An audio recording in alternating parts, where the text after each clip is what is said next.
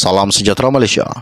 Berita yang menggemparkan buat seluruh rakyat Malaysia pada hari ini, di mana baru-baru ini bekas pengarah syarikat telah memberitahu Mahkamah Session di Kuala Lumpur baru-baru ini bahawa beliau tidak menipu semasa memberi keterangan dalam kes rasuah yang membabitkan Lim Guang In.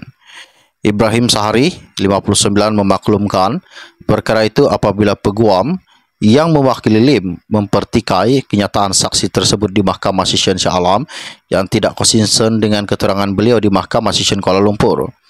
Isu itu juga dibangkitkan oleh Gobin kerana ketika Ibrahim memberi keterangan di Shah Alam dalam kes tipu membabitkan ahli perniagaan, dan saksi itu juga menyatakan seorang lagi pengarah, Datuk Zarul Ahmad Muhammad Zulkifli, telah memaklumkan bahawa beliau iaitu Zarul Ahmad ditipu oleh Jener Raja yang meminta 19 juta daripadanya.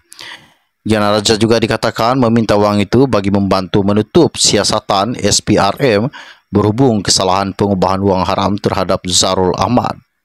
Semasa prosiding di Mahkamah Session di Kuala Lumpur pada 28 Jun 2022, Ibrahim juga berkata Zarul Ahmad telah mengaku kepada SPRM dan kepadanya bahawa beliau membuat pembayaran kepada Lim selepas dibebaskan daripada tahanan agensi itu. Ibrahim juga mengaku menyediakan invoice serta voucher palsu dan wang itu kemudian digunakan untuk merasuah Lim.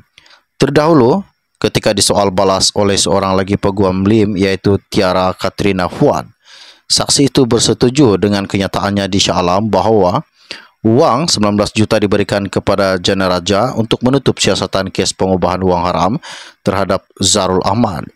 Semasa disoal timbalan pendakwa raya Mahdi Abdul pada Jumaat lepas, Ibrahim juga berkata kenyataan beliau di Shah Alam bercanggah dengan kenyataannya di mahkamah kerana ia membabitkan pertuduhan dan individu berbeza. Lim juga yang berusia 62 berdepan pertuduhan pindaan menggunakan kedudukan sebagai Ketua Menteri Pulau Pinang untuk menerima rasuah 3.3 juta dalam membantu syarikat milik Zarul Ahmad bagi mendapatkan projek pembinaan yang bernilai 6341383.702 di pejabat Ketua Menteri Pulau Pinang tingkat 18 Komtar Georgetown antara Januari 2011 hingga Ogos 2017. Bagi pertuduhan pindaan kedua, Lim didakwa meminta suapan daripada Zarul Ahmad sebanyak 10% daripada keuntungan diperoleh syarikat tersebut sebagai penghargaan mendapatkan projek tersebut dan dituduh melakukan perbuatan. Lim turut berdepan dua pertuduhan menyebabkan dua lot tanah bernilai 208.8 juta milik Kerajaan Pulau Pinang dilupuskan kepada dua syarikat yang didakwa mempunyai kaitan dengan projek terowong dasar laut.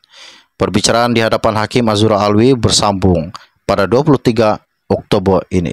Sekian info ringkas dari Sianto Anda. Kita akan berjumpa lagi. Salam jumpa dan salam kenal. Bye-bye.